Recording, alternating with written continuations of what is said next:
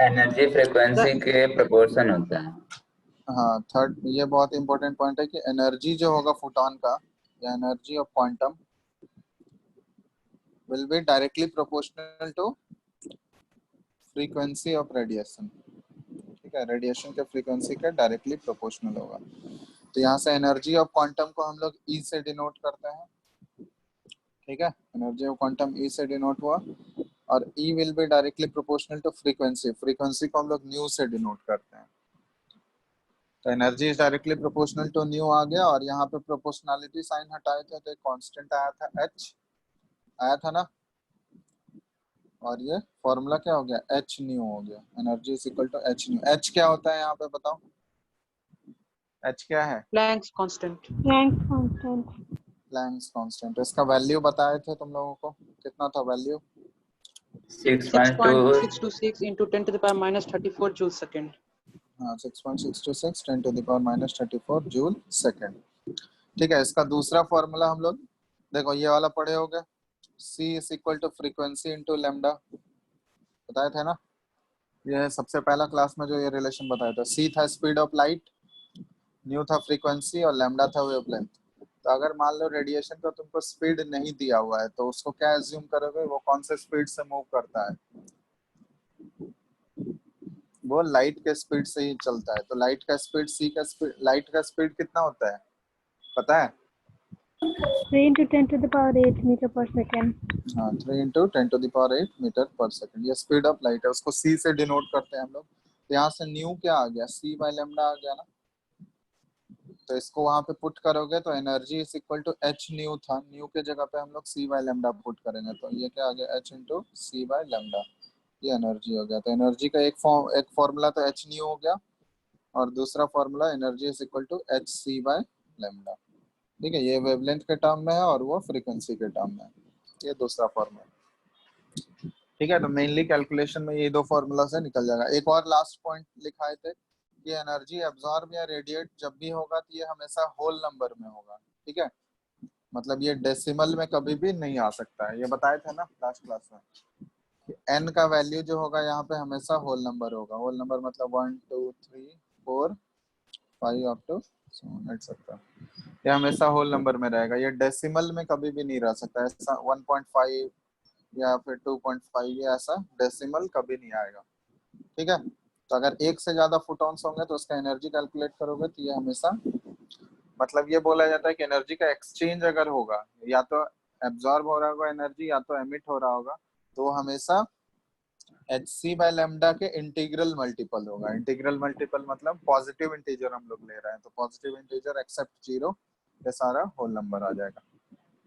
ठीक है, तब इस पे बेस्ड दो तीन क्वेश्चंस, एक दो क्वेश्चंस करा देते हैं। ठीक है, उसके बाद हम लोग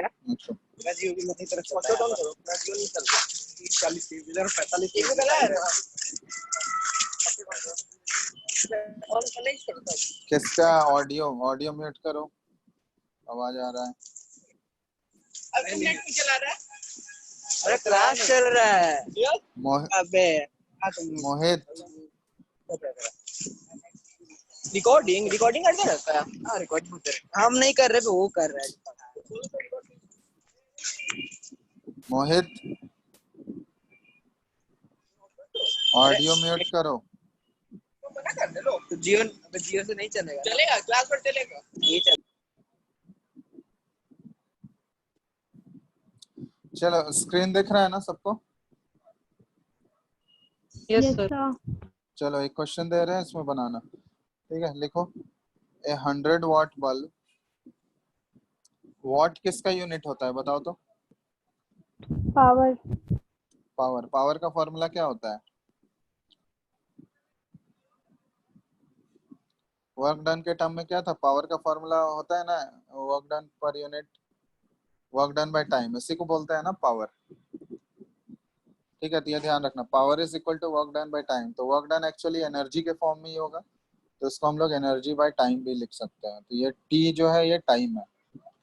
ठीक है, तो 100 वाट बल्ब एमिट्स से लाइट ऑफ वेवलेंथ 400 नैनोमीटर। ठीक है, वेवलेंथ दिया हुआ है, कैलकुलेट करना है number of photons emitted per second by the bulb। ठीक है, करो इसको। नंबर ऑफ फोटॉन्स निकालना है, पर सेकंड कितना एमिट होगा।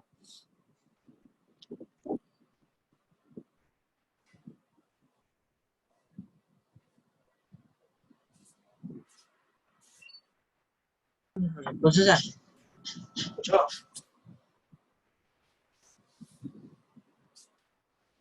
बनेगा या नहीं बनेगा? यस सर, बन जाएगा। बनाओ जल्दी।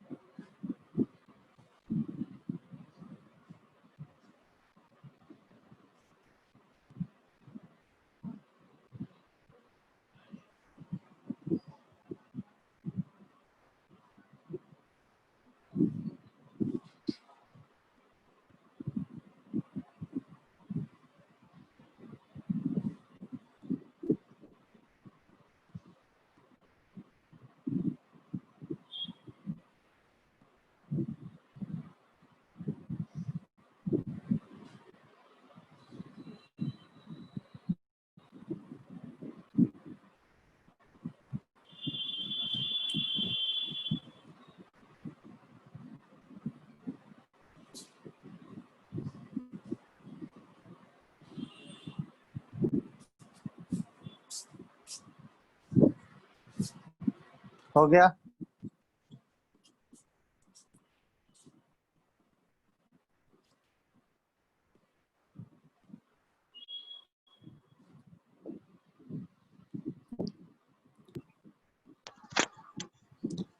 बताना है क्या? Sir 2.012 into 10 to the power 20 photons per second। चलो देखते हैं कैसे करेंगे। यहाँ पे देखो पावर 100 वॉट दिया हुआ है, तो यहाँ पे तुमको 1 सेकंड पर सेकंड ही पूछा गया है ना, तो उससे कोई दिक्कत नहीं है। पावर का फॉर्मूला यूज करोगे, वर्क डन बाय टाइम होता है या एनर्जी बाय टाइम होता है, तो यहाँ से एनर्जी का वैल्यू आ जाएगा क्या, पावर इनटू टाइम हो जाएगा। और पावर का वैल्यू कितना दिया हुआ है, 100 दिया हुआ है, और टाइम 1 सेकंड दिया हुआ है, तो 100 इंटू 1 करोगे तो ये टोटल एनर्जी जो है ये 100 जूल है। एनर्जी का यूनिट क्या होता है, जूल होता है ना, तो टोटल एनर्जी जो आ गया 100 जूल है। अब तुमको बोला गया है क्वेश्चन में नंबर ऑफ फोटॉन्स निकालना है कि उस बल्ब से कितना एमिट होगा 1 सेकंड। तो हमको एनर्जी पता चल गया। अब एक फोटॉन का एनर्जी कितना होता है बताओ, एनर्जी ऑफ 1 फोटॉन, उसके लिए कौन सा फॉर्मूला यूज करेंगे हम लोग, बोलो। एनर्जी ऑफ 1 फोटॉन कौन सा फॉर्मूला यूज करोगे? E is equal to hc by lambda। हाँ, तो energy is equal to hc by lambda. हमको लैम्डा पता है, यहाँ पे h का वैल्यू कितना होता है बताओ। h का 6.626 वैल्यू है into 10 to the power minus 6.626 34। 34। c का वैल्यू है 3 into 10 to the power 8। Lambda यहाँ पे कितना दिया हुआ है, 400 नैनोमीटर है। अब नैनोमीटर को किस मीटर में कन्वर्ट करेंगे, तो 1 नैनोमीटर कितना मीटर होता है बताओ। 1 नैनोमीटर इज इक्वल टू कितना कितना मीटर होता है, 10 to the 10 to power the power minus 10 to 9। the power -9। -3। तो उसको 400 को मल्टीप्लाई कर दोगे 10 टू द पावर -9 किलोमीटर से। तो इसको सॉल्व करोगे तो यहाँ से क्या आएगा तुम्हारा, एनर्जी ऑफ 1 फोटॉन आएगा। 1 फोटॉन का एनर्जी यहाँ से मिल जाएगा। ठीक है, तो अब ये अगर मिल गया हमको, तो अभी बताएं नंबर ऑफ फोटॉन्स निकालना है। तो नंबर ऑफ फोटॉन्स क्या हो जाएगा, टोटल एनर्जी कितना था, ई था मेरा, और उसको हम लोग डिवाइड कर देंगे किससे, एनर्जी ऑफ 1 फोटॉन से। जैसे मान लो यहाँ पे एनर्जी ऑफ 1 फोटॉन जो इसका आंसर आया ये कुछ x आया, इसको सॉल्व कर लेना तुम लोग, ये बता नहीं रहे। इसका मान लो कुछ वैल्यू x आया, तो x जो है x जूल आया, तो x जूल जो है ये 1 फोटोन का एनर्जी है। हमको निकालना है कि 100 जूल में कितने फोटॉन्स निकलेंगे। तो क्या हो जाएगा, नंबर ऑफ फोटॉन्स निकालने के लिए हम लोग टोटल एनर्जी 100 जूल है, उसको हम लोग डिवाइड किससे कर देंगे, x जूल से कर देंगे, तो नहीं आ जाएगा नंबर ऑफ फोटॉन्स, बताओ आ जाएगा ना। Yes sir. Yes, sir. चलो, तो किसी को डाउट है इसमें? सिंपल एक ही फॉर्मूला के ऊपर क्वेश्चन रहेगा इसमें, बस ये फॉर्मूला ध्यान रखना है, energy is equal to H nu या फिर energy is equal to H C by lambda, या फिर नंबर ऑफ फोटॉन्स निकालना है तो टोटल एनर्जी एन, ये टोटल एनर्जी ई, और ये एन हो गया number of photons into H C by lambda, ये 1 फोटॉन का एनर्जी हुआ। ठीक है, तो ये 3 फॉर्मूला हम लोग यूज करेंगे तो इससे सारे क्वेश्चन सॉल्व हो जाएंगे।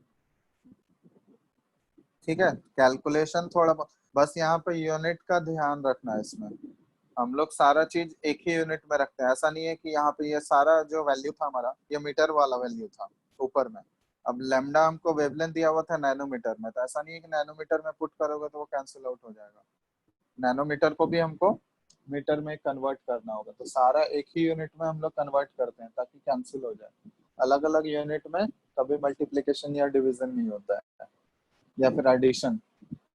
ठीक है, तो सबको पहले एक यूनिट में कन्वर्ट कर दोगे, उसके बाद ही ऑपरेशंस करोगे या कैलकुलेशन करोगे। ठीक है, बस ये चीज का ध्यान रखना। वन, ये सब बताए थे ना, 1 एंगस्ट्रम में कितना मीटर होता है बताओ।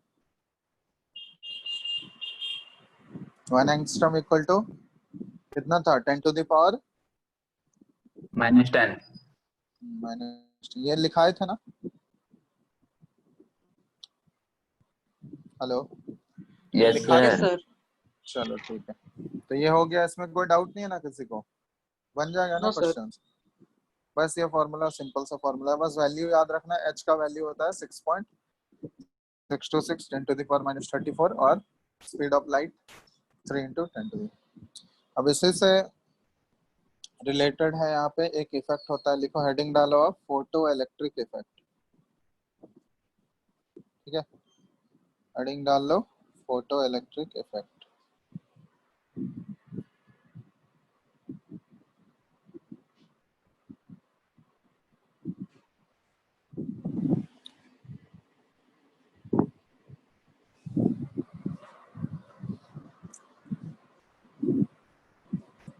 ठीक है, ये पढ़े हो क्या पहले तुम लोग, फोटो इलेक्ट्रिक इफेक्ट सुने हो? Hello, yes sir. सुने हो पहले? No sir. नहीं। चलो, यहाँ पे देखो, फोटो इलेक्ट्रिक इफेक्ट एक फिनोमेनन होता है जो कि हम लोग सिर्फ मेटल में ऑब्जर्व करते हैं। एक्चुअली होता क्या है, देखो ये जैसे यहाँ पे मेटल का कोई सरफेस ले लिया हम लोग, ठीक है, कोई मेटल का सरफेस ले लिया। अब हमको पता है कि मेटल के पास क्या होता है, फ्री इलेक्ट्रॉन्स होता है ना। मेटल का सरफेस, कोई भी मेटल का शीट अगर लोगे तो उसके मेटल के पास फ्री इलेक्ट्रॉन्स होते हैं या नहीं होते हैं? होते हैं। फ्री इलेक्ट्रॉन्स का मतलब समझते हो क्या होता है, कि आउटर मोस्ट सेल से, मेटल के आउटर मोस्ट सेल से वो इलेक्ट्रॉन क्या हो जाता है, बाहर निकल जाता है। तो इलेक्ट्रॉन अगर बाहर निकल गया, जैसे कोई मान लो मेटल M है, ठीक है, उससे मान लो एक इलेक्ट्रॉन बाहर निकल गया, तो एक इलेक्ट्रॉन बाहर निकलेगा तो इसके ऊपर आ गया +1 चार्ज, और एक इलेक्ट्रॉन इससे बाहर निकल गया। तो ऐसी जो इलेक्ट्रॉन बाहर निकल गया, इसी इलेक्ट्रॉन को हम लोग क्या बोलते हैं, फ्री इलेक्ट्रॉन्स, या फिर इसी को बोला जाता है वैलेंस इलेक्ट्रॉन। वैलेंस इलेक्ट्रॉन जो है ये बाहर निकल जाता है और ये फ्री हो जाता है। क्लियर है? और इसी फ्री इलेक्ट्रॉन्स की वजह से मेटल जो होता है इलेक्ट्रिसिटी कंडक्ट करते हैं, ये पढ़े होगे ना, मेटालिक, कोई भी मेटालिक ऑब्जेक्ट लोगे या मेटालिक वायर लोगे तो वो इलेक्ट्रिसिटी कंडक्ट करता है। उसका रीजन क्या होता है, क्योंकि मेटल के पास फ्री इलेक्ट्रॉन्स होते हैं। वही नॉन मेटल कंडक्ट करते हैं क्या, नॉन मेटल बैड कंडक्टर होते हैं, क्योंकि नॉन मेटल के पास फ्री इलेक्ट्रॉन्स अवेलेबल नहीं होते हैं। ये तो पढ़े होगे बेसिक डिफरेंस मेटल और नॉन मेटल में, यस सर। पढ़े? ठीक है, तो एक्चुअली यहाँ देखो, जैसे मेटल M है, तो मेटल से अगर इलेक्ट्रॉन निकल गया तो M+ बच गया उसका, और एक इलेक्ट्रॉन बाहर निकल गया। इसी तरह बहुत सारे एटम्स होंगे, ये इलेक्ट्रॉन। अब इलेक्ट्रॉन बाहर निकल के उसी के सरफेस पे रहता है, वो पूरा बाहर नहीं निकला है अभी, ठीक है, वो मेटल के सरफेस पे ही है। तो एक्चुअली यहाँ पे देखो, अब इसके ऊपर एक इलेक्ट्रॉन अगर बाहर निकल गया तो इसके ऊपर प्लस चार्ज है और इसके ऊपर इलेक्ट्रॉन के ऊपर नेगेटिव चार्ज। तो ऑब्वियसली यहाँ पे अभी क्या है, एक फोर्स ऑफ अट्रैक्शन अभी भी इन दोनों के बीच में बना हुआ है, ठीक है। मेटालिक एटम्स जो पॉजिटिवली चार्ज एटम्स हैं या न्यूक्लियस है, उनके और इलेक्ट्रॉन के बीच में एक फोर्स ऑफ अट्रैक्शन है, क्योंकि दोनों अपोजिटली चार्ज है, ठीक है। तभी भी ये एक बॉन्ड से कनेक्टेड है। तो एक्चुअली होता क्या है कि जैसे ही मान लो इसके ऊपर कोई एनर्जी गिरता है या फिर मान लो इसके ऊपर कोई रेडिएशन हम लोग प्रोवाइड करा है, ठीक है, कोई रेडिएशन इस मेटल के सरफेस के ऊपर गिरा, तो जैसे ही ये रेडिएशन गिरा तो इसके पास क्या होगा, ये रेडिएशन के पास कुछ ना कुछ एनर्जी होगा ना। हर एक रेडिएशन के पास कुछ ना कुछ एनर्जी होता है। वो एनर्जी हम लोग कैसे निकालते हैं उसका, ये रेडिएशन का कुछ ना कुछ फ्रीक्वेंसी तो होगा।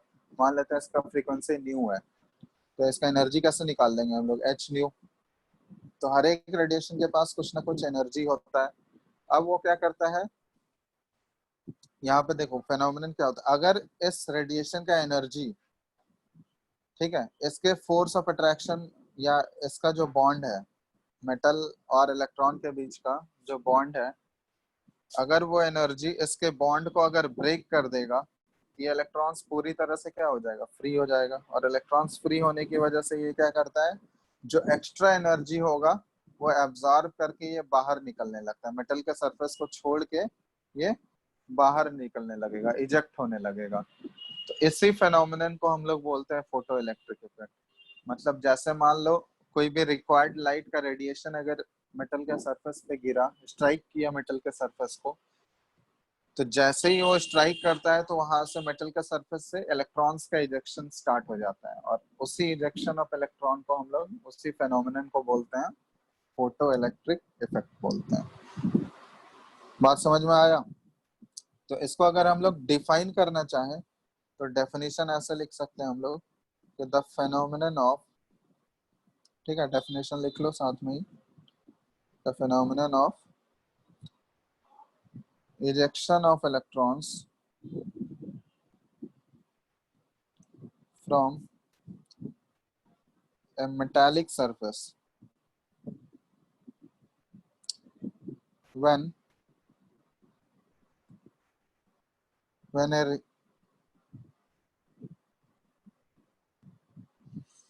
a suitable electromagnetic radiation is incident on it, ठीक है। तो इसी फेनोमेनन को बोला जाता है फोटो इलेक्ट्रिक इफेक्ट। अब देखो यहाँ पे एक्चुअली हम लोग लिखा है suitable electromagnetic radiation. Suitable electromagnetic radiation का मतलब ये हुआ कि सारे रेडिएशन जो है वो कैपेबल नहीं होंगे इजेक्शन ऑफ इलेक्ट्रॉन कराने के लिए। अभी हम लोग देख चुके हैं यहाँ पे मेटालिक सरफेस में जो इलेक्ट्रॉन्स है वो अभी भी पूरा फ्री नहीं रहता है, वो मेटल के एटम्स के साथ बंधा हुआ होगा, एक बॉन्ड के थ्रू वो बंधा हुआ रहता है। तो अगर उस रेडिएशन के पास उतना एनर्जी है जितना कि इसके बॉन्ड को ब्रेक करने में रिक्वायर्ड होगा, तभी तो वो उसके बॉन्ड को ब्रेक कर पाएगा और इलेक्ट्रॉन फ्री हो पाएगा। समझ में आ रहा है ना? अगर उस रेडिएशन के पास उतना एनर्जी होगा ही नहीं कि इसके बैरियर को या इसके बॉन्ड को तोड़ सके, तो वहां पे वो इलेक्ट्रॉन का इजेक्शन करा पाएगा क्या, बताना तो। हेलो, नहीं सर, नहीं करा पाएगा। अगर इसका बॉन्ड ब्रेक ही नहीं होगा, अगर उस रेडिएशन के पास उतना एनर्जी नहीं रहेगा जितना एनर्जी इसके बॉन्ड को तोड़ने में लग रहा है, तो वहां पे तो इलेक्ट्रॉन फ्री नहीं हो पाएगा, और इलेक्ट्रॉन अगर फ्री नहीं हो पाया तो वहां से इजेक्शन ऑफ इलेक्ट्रॉन पॉसिबल नहीं होता है। तो इसलिए यहाँ पे सूटेबल इलेक्ट्रोमैग्नेटिक रेडिएशन लिखे हैं। सूटेबल इलेक्ट्रोमैग्नेटिक रेडिएशन का मतलब ये हुआ कि सिर्फ वही रेडिएशन कैपेबल होंगे जिसका एनर्जी जो होगा, जिसके पास उतना एनर्जी होगा कि वो मेटालिक बॉन्ड के बैरियर को ब्रेक कर सके, ताकि इलेक्ट्रॉन्स क्या हो सके, वो फ्री हो सके, ठीक है। और ठीक है, तो इसका एक्सप्रेशन अगर हम लोग लिखते हैं ना, तो एक्सप्रेशन एक्चुअली हम लोग इस टाइप का आता है। जैसे मान लो एनर्जी है, एनर्जी ऑफ, मान लेते हैं कि रेडिएशन के पास एनर्जी जो होता है, एनर्जी ऑफ रेडिएशन, मान लेते हैं उसका फ्रीक्वेंसी कुछ न्यू है, तो एनर्जी ऑफ रेडिएशन हम लोग एच न्यू एज्यूम किए। ठीक है, अब देखो यहाँ पे एक वैल्यू होता है जिसको हम लोग न्यू नॉट से रिप्रेजेंट करते हैं, ये होता है थ्रेशोल्ड फ्रीक्वेंसी।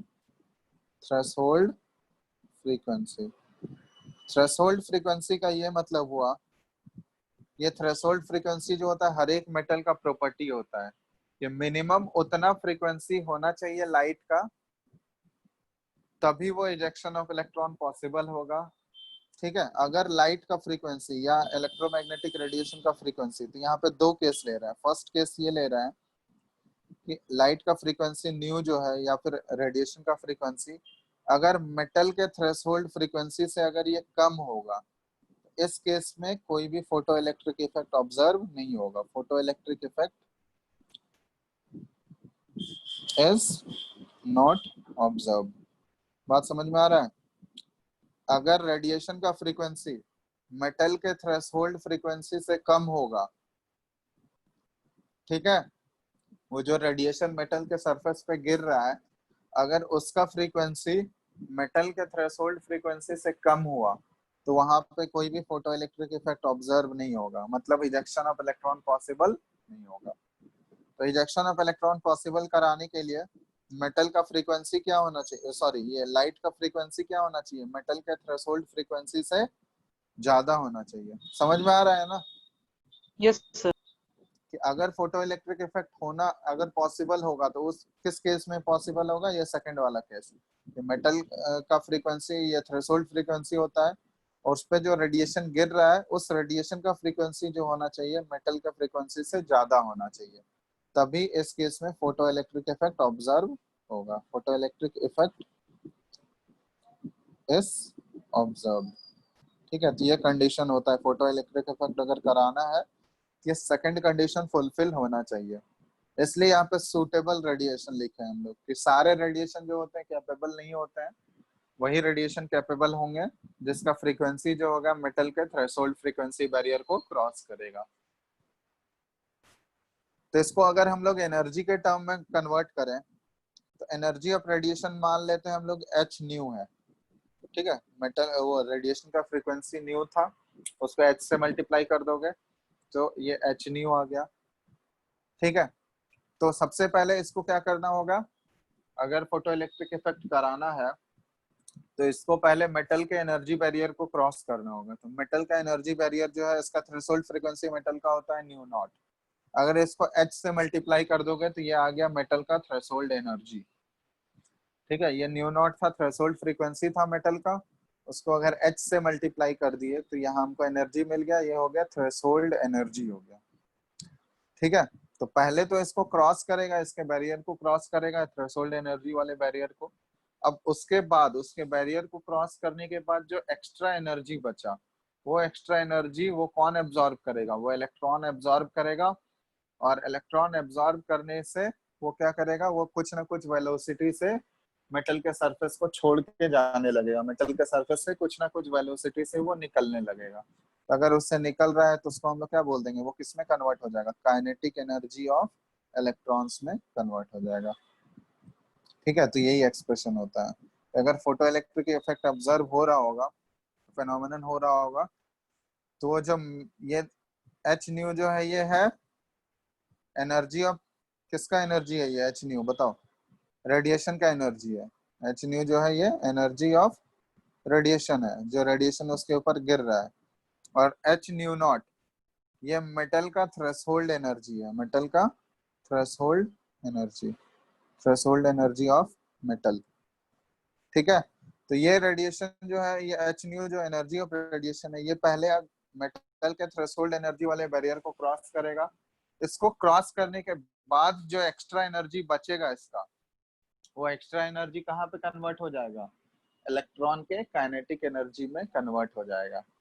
ठीक है, ये ध्यान रखना, ये वाला एक्सप्रेशन जो है ये फोटो इलेक्ट्रिक इफेक्ट का एक्सप्रेशन है, ठीक है, काइनेटिक एनर्जी ऑफ इलेक्ट्रॉन्स। बहुत जगह देखोगे कि मेटल के थ्रेशोल्ड एनर्जी को एच न्यू नॉट जो है ये थ्रेशोल्ड एनर्जी, इसको वर्क फंक्शन, ये एक्चुअली क्या है, मेटल का थ्रेशोल्ड एनर्जी है, ठीक है, थ्रेशोल्ड एनर्जी ऑफ मेटल है। इसी को वर्क फंक्शन भी बोला जाता है, इसी को एक टर्म से डिनोट किया जाता है, वर्क फंक्शन ऑफ मेटल, ठीक है। और इसका एक्सप्रेशन जो होता है, ये नोटेशन जो होता है, इसको फाई से डिनोट किया जाता है। तो एक्चुअली वर्क फंक्शन क्या हुआ कि मिनिमम उतना एनर्जी उस रेडिएशन के पास होना चाहिए ताकि फोटो इलेक्ट्रिक इफेक्ट ऑब्जर्व हो सके, ठीक है। तो वर्क फंक्शन को अगर डिफाइन करने बोला जाए तुमको, तो यहाँ पे हम लोग ये बोल सकते हैं कि मिनिमम वर्क फंक्शन का डेफिनेशन क्या हो गया, minimum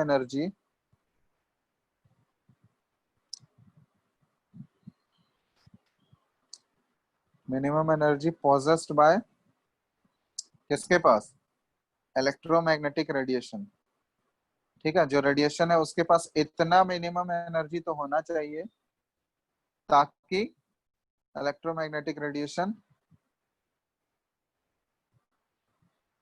to cause photo electric effect, ठीक है। तो ये लिख लेना, इसी को बोला जाता है वर्क फंक्शन ऑफ मेटल, मतलब इतना मिनिमम एनर्जी उस रेडिएशन के पास होना चाहिए ताकि वो फोटो इलेक्ट्रिक इफेक्ट करवा सके, मतलब इस बैरियर को क्रॉस करेगा तभी तो इलेक्ट्रॉन फ्री होगा और वो उसका काइनेटिक एनर्जी में कन्वर्ट होगा।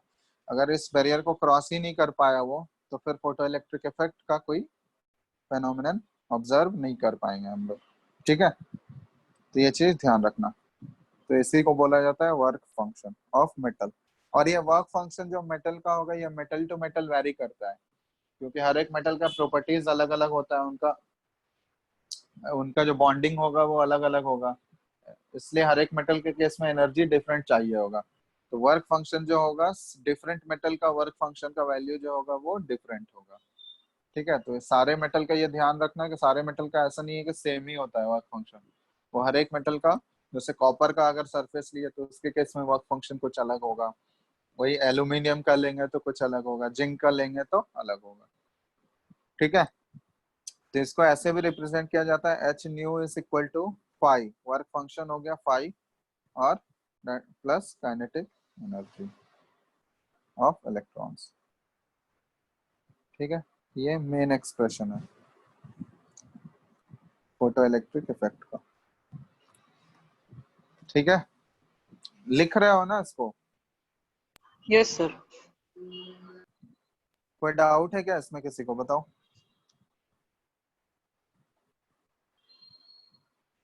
लिख लो पहले, इसको नोट कर लो, फिर इससे रिलेटेड क्वेश्चंस कराएंगे।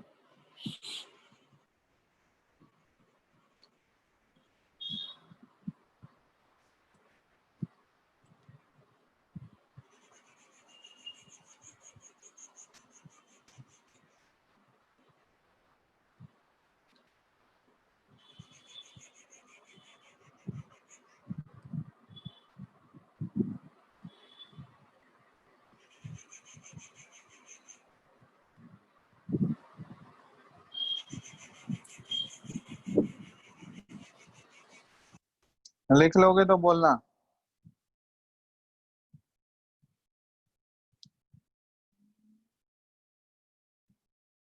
हो गया सर। ठीक है, चलो अब इसमें कुछ कुछ पॉइंट्स होते हैं, ये लिख रहे हैं इससे रिलेटेड फोटो इलेक्ट्रिक इफेक्ट के लिए, तो ये पॉइंट्स लिखते जाओ एक करके।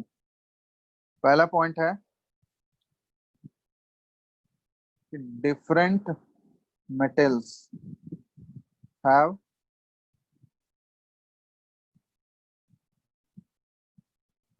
Different value of work function. Work function जो होगा हर एक मेटल का डिफरेंट होगा, या फिर वर्क फंक्शन कहाँ से, वर्क फंक्शन का फॉर्मूला क्या है, इसको फाई से डिनोट करते हैं, और फॉर्मूला क्या आ जाएगा वर्क फंक्शन का, H nu not, H nu not.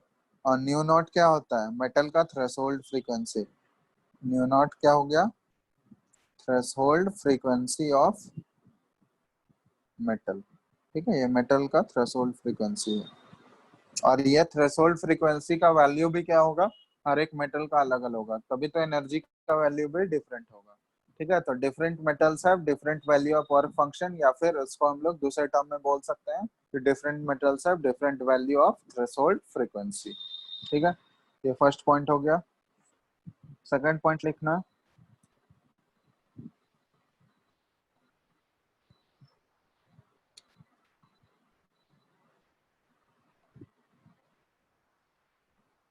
Second point है the kinetic energy, the kinetic energy of ejected electrons, kinetic energy of ejected electrons is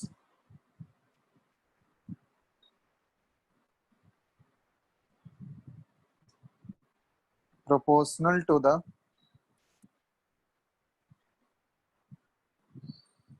frequency of incident light, incident light।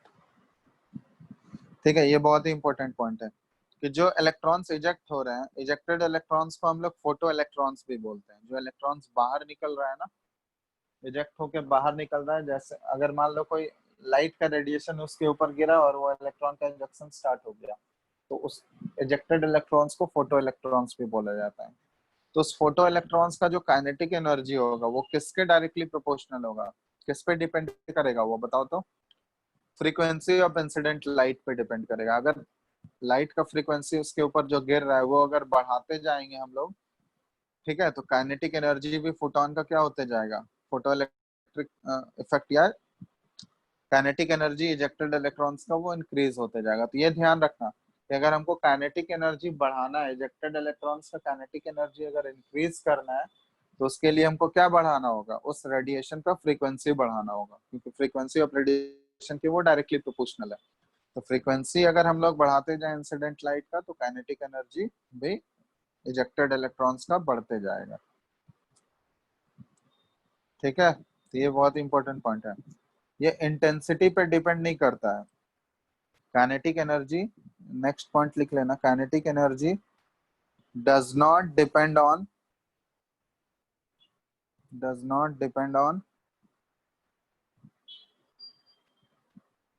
intensity of incident light used। ठीक है, ये बहुत ही important point है, incident light used.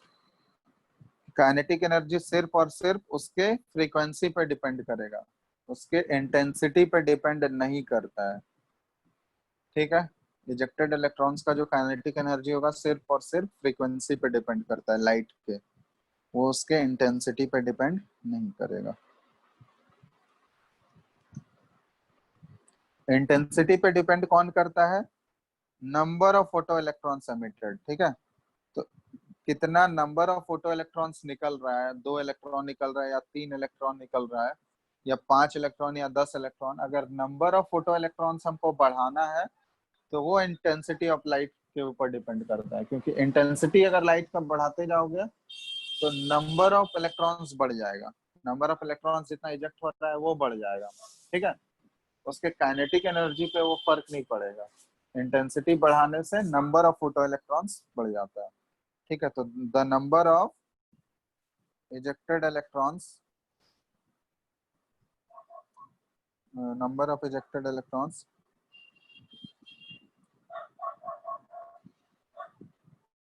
increases, number of ejected electrons increases with an increase in the intensity of incident light। ठीक है, तो ये 2 important point है कि अगर नंबर ऑफ फोटो इलेक्ट्रॉन्स हमको बढ़ाना है या इजेक्टेड इलेक्ट्रॉन्स का नंबर इंक्रीज करना है तो हमको इंटेंसिटी बढ़ाना होगा, लेकिन उसका अगर काइनेटिक एनर्जी हमको बढ़ाना है, किस स्पीड से वो निकल रहा है उसको इंक्रीज कराना है, तो वो उसके लिए फ्रीक्वेंसी बढ़ाना होगा लाइट का। ठीक है, लिख रहे हो या नहीं? यस सर, सर लिख लिख रहे हैं। रहे हैं। चलो ठीक, क्लियर है ना? तो ये दो इंपॉर्टेंट पॉइंट है, ये पूछा जाता है में, तो इसको नोट करके लिखना।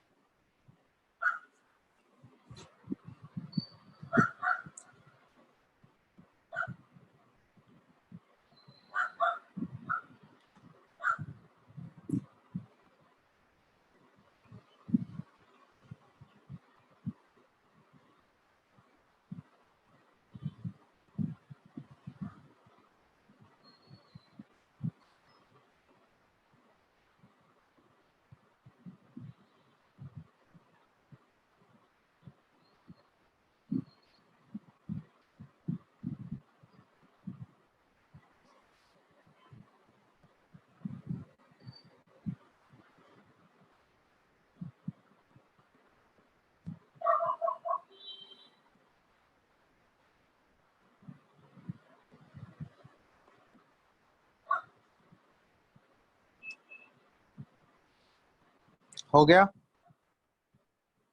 Yes sir.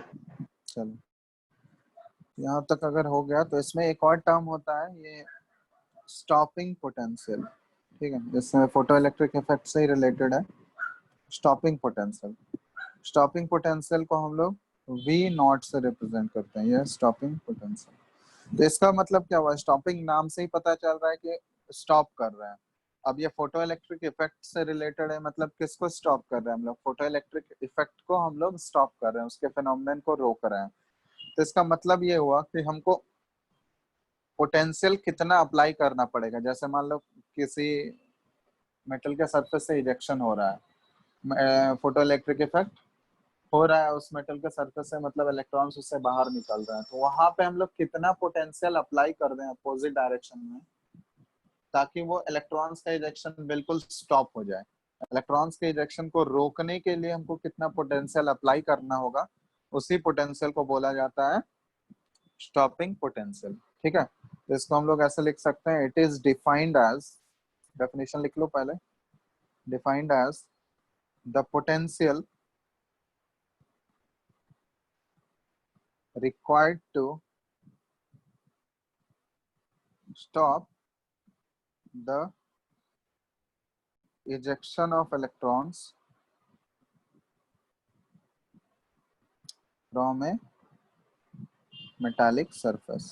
ठीक है, तो किसी मेटालिक सरफेस से फोटो इलेक्ट्रिक इफेक्ट हमको रोकना है, मतलब उससे इलेक्ट्रॉन्स जो इजेक्ट हो रहे हैं उसको रोकना है। तो उसको रोकने के लिए कितना हमको एनर्जी अपोजिट डायरेक्शन से, या कितना पोटेंशियल हमको अप्लाई करना होगा अपोजिट डायरेक्शन से, उसी पोटेंशियल को हम लोग बोलते हैं स्टॉपिंग पोटेंशियल। अब इसको देखो, इसका फॉर्मूला कैसे आता है? तो जैसे हमको पता है, ये हमको एक्सप्रेशन पता है, काइनेटिक एनर्जी और एनर्जी का रिलेशन जो होता है, ये फोटो इलेक्ट्रिक इफेक्ट का एक्सप्रेशन क्या आया था? H nu is equal to H nu naught plus kinetic energy, यही आया था ना?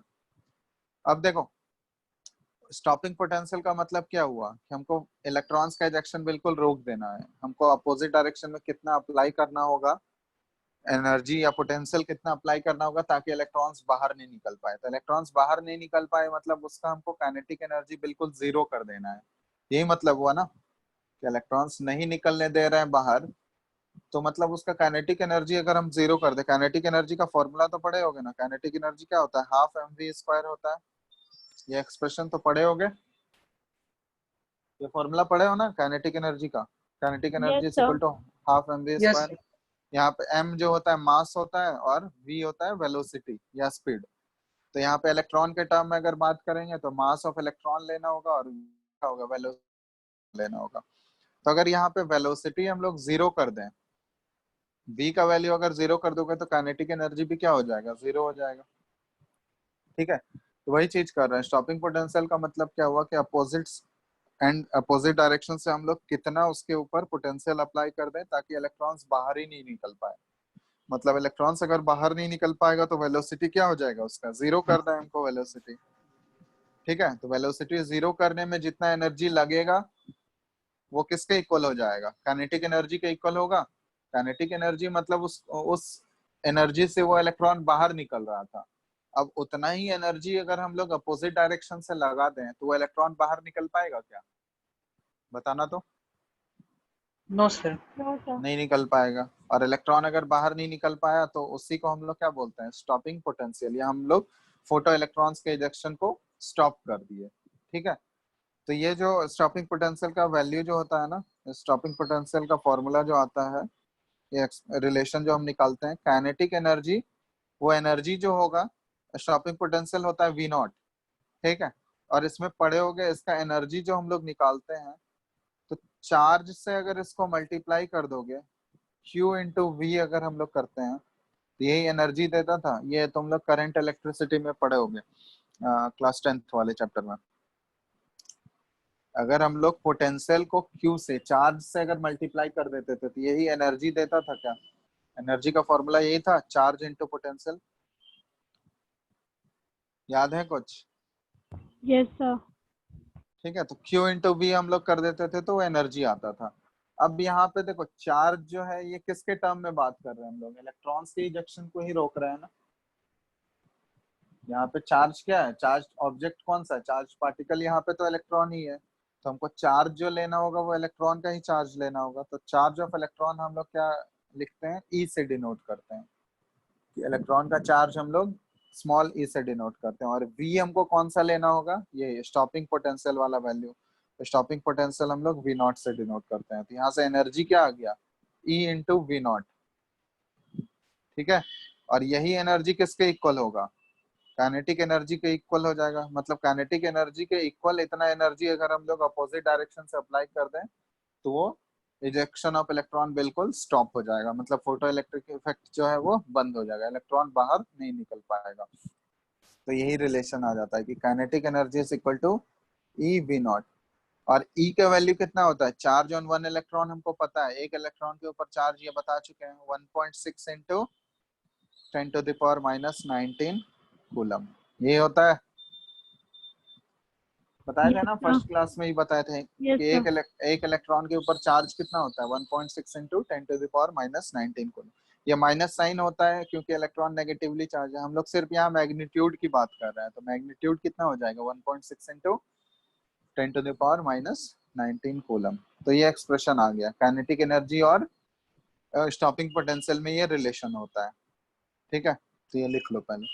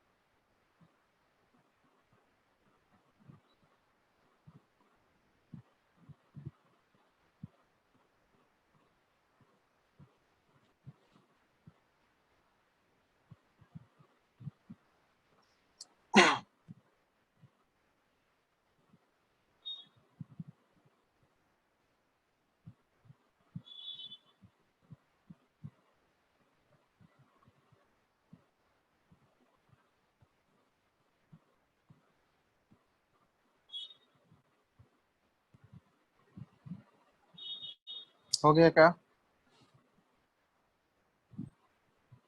Yes sir.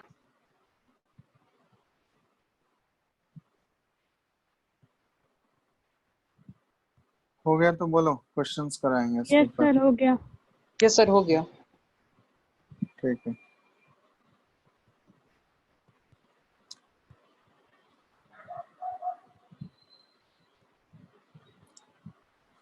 चलो अब यहाँ पे देखना कि ये एक एनर्जी का यूनिट मेनली जो होता है, एनर्जी का यूनिट कौन कौन सा पढ़े होगे? एक जूल पढ़े होगे। एनर्जी का यूनिट क्या होता है? एक जूल होता है ना, जूल्स में एनर्जी हम लोग रिप्रेजेंट करते हैं। एनर्जी का दूसरा यूनिट जो होता है ये इलेक्ट्रॉन वोल्ट भी होता है। ये इलेक्ट्रॉन वोल्ट जो है ये एनर्जी का ही यूनिट है। ठीक है, और इलेक्ट्रॉन वोल्ट और जूल में ये रिलेशन होता है कि 1 electron volt is equal to 1.6 into 10⁻⁻19 joule. ठीक है, तो ये रिलेशन ध्यान रखना। एक इलेक्ट्रॉन वोल्ट दोनों एनर्जी का ही यूनिट है, जूल और इलेक्ट्रॉन वोल्ट एनर्जी का ही यूनिट है। इन दोनों के बीच में रिलेशन क्या होता है, 1 electron volt is equal to 1.6 into 10⁻⁻19 joule होता है। ये लिख लो, इसका जरूरत पड़ेगा।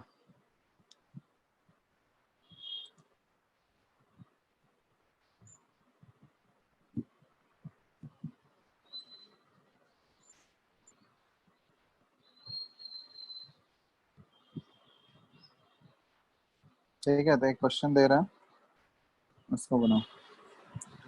क्वेश्चन है, लिख लो क्वेश्चन जल्दी से। The ejection of photo electrons from the silver metal in photoelectric effect experiment can be stopped by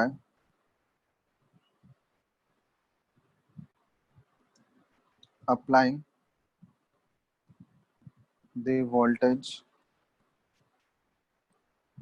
of 0.35 volt when the radiation of 256.7 nanometer is used.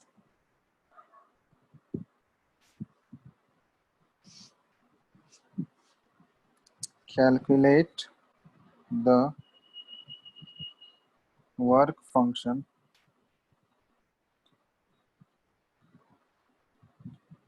for silver metal.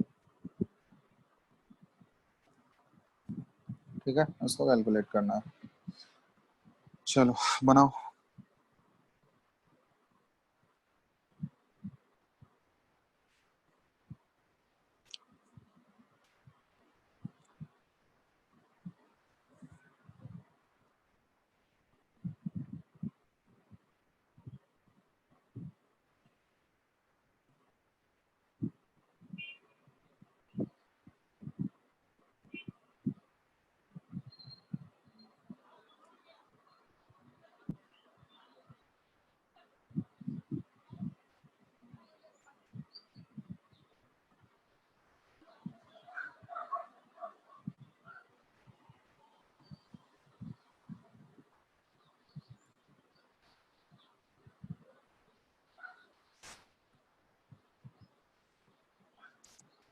Question समझ में आया या नहीं?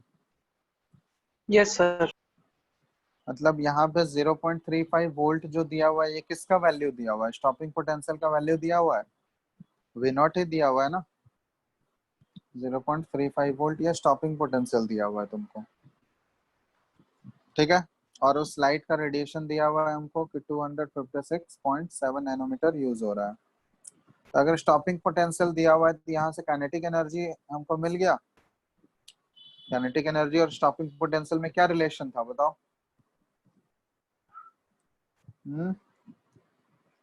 Kinetic energy is equal to E V naught था, a into stopping potential.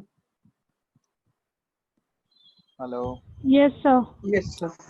चलो तो ये ई है और वी नॉट का वैल्यू है 0.35 वोल्ट। काइनेटिक एनर्जी का वैल्यू क्या आ गया? 0.35 इलेक्ट्रॉन वोल्ट। ये इलेक्ट्रॉन वोल्ट के टर्म में आ गया काइनेटिक एनर्जी का वैल्यू हमको। काइनेटिक एनर्जी तो मिल गया हमको, अब वर्क फंक्शन निकालना है। तो वर्क फंक्शन निकालने के लिए क्या करेंगे? तो जो फोटो इलेक्ट्रिक इफेक्ट का ये एक्सप्रेशन था क्या था? H nu is equal to H nu naught plus kinetic energy, यही था ना। अब इसी एच न्यू नॉट को ही तो हम लोग वर्क फंक्शन बोलते हैं, फाई। यही होता है ना वर्क फंक्शन, बताओ। Yes, sir. तो वर्क फंक्शन फाई हमको कैलकुलेट करना है। तो फाई का वैल्यू क्या हो जाएगा? यहाँ से H new minus kinetic energy हो जाएगा। काइनेटिक एनर्जी हम लोग कैलकुलेट कर चुके हैं 0.35 इलेक्ट्रॉन वोल्ट। तो इसको पहले जूल में बदल लो, या फिर एच न्यू वाले वैल्यू को हम लोग एच न्यू, या फिर यहाँ से इसको कन्वर्ट करो क्योंकि लैम्डा के टर्म में दिया हुआ है, तो यहाँ से इसको कन्वर्ट कर लेंगे। न्यू को हम लोग सी बाय लैम्डा लिख सकते हैं। तो यहाँ से पहले एनर्जी हम लोग निकाल लेते हैं। Energy is equal to H nu, या फिर इसी को एच सी बाय लेमडा लिखोगे। तो एच का वैल्यू तो हमको पता है 6.626 इंटू 10⁻−34, ठीक है। और इधर सी का वैल्यू कितना आ गया 3 इंटू 10⁸ और नीचे लेमडा कितना दिया हुआ है बताओ 256.7 नैनोमीटर दिया हुआ है। तो नैनोमीटर को कितना मीटर में लिखेंगे बताओ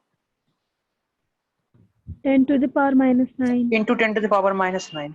-9।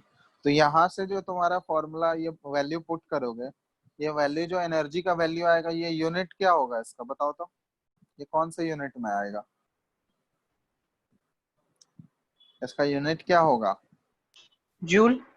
जूल में आएगा, यहाँ पे जूल में आएगा, ठीक है। अब ये देखो ये वाला जो वैल्यू आ रहा है जूल में आ रहा है, लेकिन काइनेटिक एनर्जी हमको किस में दिया हुआ है, इलेक्ट्रॉन वोल्ट में दिया हुआ है ना। काइनेटिक एनर्जी जो हम लोग कैलकुलेट किए हैं ये कौन से यूनिट में कैलकुलेट किए हैं, इलेक्ट्रॉन Electron volt. तो एक जूल में है और एक इलेक्ट्रॉन वोल्ट में है, तो सब्ट्रैक्ट हो सकता है क्या, दोनों अलग अलग यूनिट No, में sir. अगर रहेगा तो सब्ट्रैक्ट कर पाएंगे क्या, No, नो sir. सर। नहीं कर पाएंगे। तो करने के सब्ट्रैक्ट करने के लिए दोनों को पहले सेम यूनिट में लाना होगा। तो इस जूल को पहले कन्वर्ट करोगे इलेक्ट्रॉन वोल्ट में, ठीक है। तो इलेक्ट्रॉन वोल्ट में कन्वर्ट करने के लिए एक रिलेशन अभी बताए थे, क्या बताए थे, 1 electron volt is equal to 1.6 into 10 to 10 the to the power power -9 -90. Joule, ठीक है। तो यहाँ से जूल है तो इसको पहले इलेक्ट्रॉन वोल्ट में बदलने के लिए इतना से क्या कर देना होगा, तुमको डिवाइड कर देना होगा। ये जो पूरा वैल्यू आएगा ना, ये पूरे वैल्यू को तुम किससे डिवाइड करोगे 1.6 इंटू 10 टू द पावर -19 से डिवाइड कर दोगे। तो ये किस में कन्वर्ट हो जाएगा, इलेक्ट्रॉन वोल्ट में कन्वर्ट हो जाएगा। तब यहाँ से ये पूरा वैल्यू हमको इलेक्ट्रॉन वोल्ट में मिल गया और काइनेटिक एनर्जी भी इलेक्ट्रॉन वोल्ट में आ गया। तो सब्ट्रैक्ट करोगे तो ये फाई का वैल्यू हमको मिल जाएगा। समझ में आया। तो यहाँ पे तुमको कैलकुलेशन ही इंपॉर्टेंट चीज है। देखो ये फॉर्मूला सिंपल सा है, कैलकुलेशन में तुमको गलती नहीं करना है, सारा एक यूनिट में कन्वर्ट कर लोगे। यूनिट कन्वर्जन इसमें बहुत इंपॉर्टेंट है, ये आना चाहिए तुमको, क्योंकि इसमें अगर गलती करोगे, ठीक है। तो ये ध्यान रखना कि सबको पहले एक यूनिट में कन्वर्ट कर ले हम लोग, तभी उसके बाद प्लस माइनस एडिशन या डिवीजन, एडिशन डिवीजन सब्सट्रैक्शन या मल्टीप्लिकेशन हम लोग कर सकते हैं। अलग अलग यूनिट में रहेगा तो कोई भी ऑपरेशन हम लोग उसके ऊपर नहीं कर सकते हैं, ठीक है। तो इसको कैलकुलेट करके आंसर ले आना, नेक्स्ट क्लास में इससे पूछेंगे, ठीक है। तो नेक्स्ट क्लास में देखो इसमें हम कुछ कुछ क्वेश्चंस दे रहे हैं। फोटो इलेक्ट्रिक इफेक्ट हो गया, एनसीईआरटी है ना सबके पास, यस सर। एनसीईआरटी बुक रखे होगे ना सब लोग, तो यस उसमें सर है। यहाँ इससे रिलेटेड कुछ कुछ क्वेश्चंस होमवर्क दे रहे हैं, एक्सरसाइज इसका खोलना, ठीक है, सेकंड चैप्टर का एक्सरसाइज, और कुछ कुछ क्वेश्चंस दे रहे हैं, इससे बना के रखना तुम लोग, ठीक है। ये इस चैप्टर का जो एक्सरसाइज है, तो एक्सरसाइज में क्वेश्चन नंबर 2.1 से लेके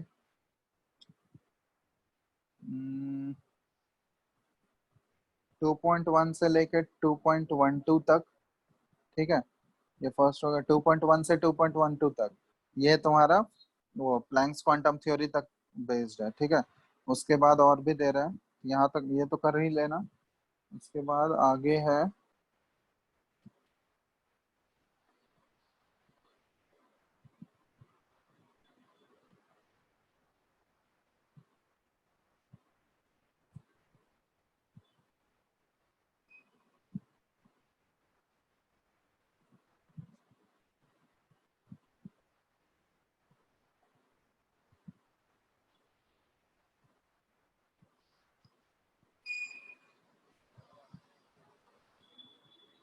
आगे है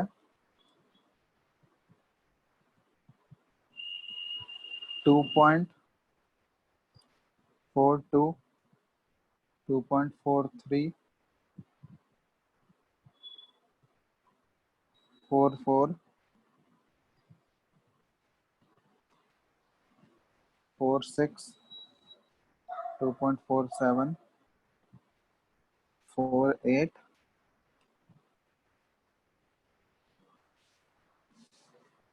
उसके बाद है 2.51 2.52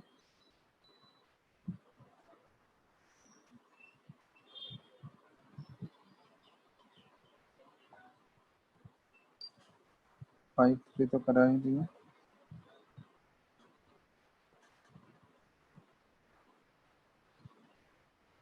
ठीक है, चलो इतना क्वेश्चंस करके रखना।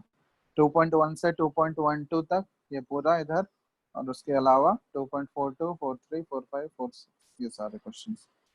ठीक है, तो जितना पढ़ा है ये उसी के ऊपर बेस्ड है, तो ये क्वेश्चंस बना के रखना। जो भी डाउट होगा इसमें वो हम लोग नेक्स्ट क्लास में डिस्कस कर लेंगे। बुकलेट मिल गया है ना इसका? बुकलेट मिला है तुम लोगों को? No sir. अच्छा ठीक है, तो बुकलेट के लिए मैसेज कर देना, विशाल सर को मैसेज कर देना, वो भेज देंगे। ठीक है, ये ओके सर। एटॉमिक स्ट्रक्चर का बोल देना, वो भेज देंगे। और तब तक एनसीईआरटी का तुम लोग इतना सारा जो क्वेश्चंस दिए हैं जितना पढ़ा है उसी से रिलेटेड ये करके रखना, नेक्स्ट क्लास में डिस्कस कर लेंगे। बना के रखना, ठीक है। ये सारे न्यूमेरिकल वाले चैप्टर्स हैं, तो जब तक क्वेश्चंस नहीं बनाओगे तो क्लियर नहीं होगा कॉन्सेप्ट। सिर्फ थ्योरी पढ़ने से नहीं होने वाला है, ठीक है। क्वेश्चंस भी यस सर। प्रैक्टिस करना है इसका, तो ये बना।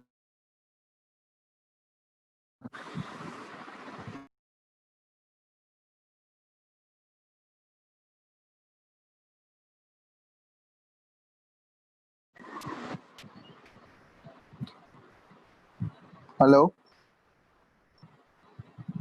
Hello, Yes, sir. चलो हो गया ना?